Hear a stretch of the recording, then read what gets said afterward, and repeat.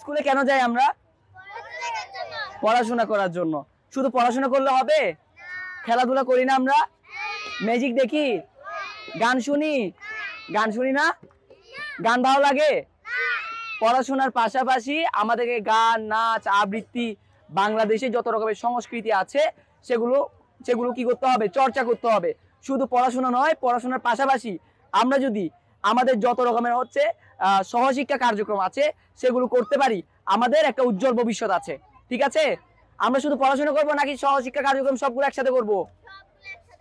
পড়াশোনার পাশাপাশি আমরা খেলাধুলায় থাকবো, আমরা গান করব, আমরা ছবি আঁকবো। ঠিক আছে? তার পাশাপাশি 18-র আগে বিয়ে নয়। কতর আগে বিয়ে নয়? সবাই আরো জোরে, 18-র আগে বিয়ে নয়। 18-র আগে বিয়ে নয়।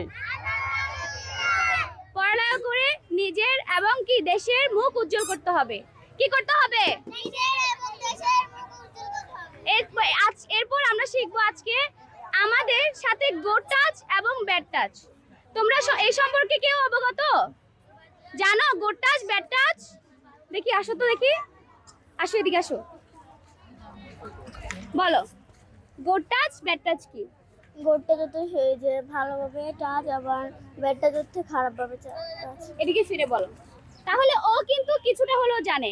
গুড টাচ হচ্ছে ভালো ব্যবহার বলতে পারো, বা আমরা যদি শুদ্ধ ভাষায় বলি মানে আমাদের কেউ কি ভালো স্পর্শ করা, এবং ব্যাড টাচ হচ্ছে খারাপ স্পর্শ করা, তাই না?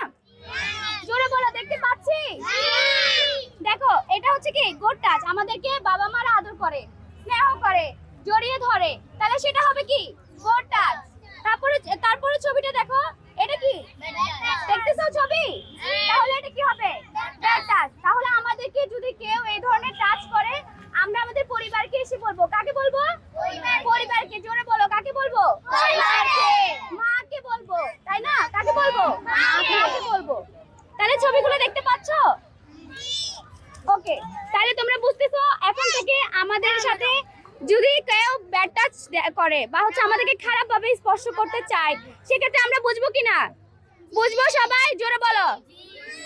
আর যদি কেউ আমাদেরকে ভালোভাবে টাচ করে, সেটাও আমরা কি বুঝতে পারবো কিনা? এবং আমরা পরিবারকে জানাবো। কাকে জানাবো?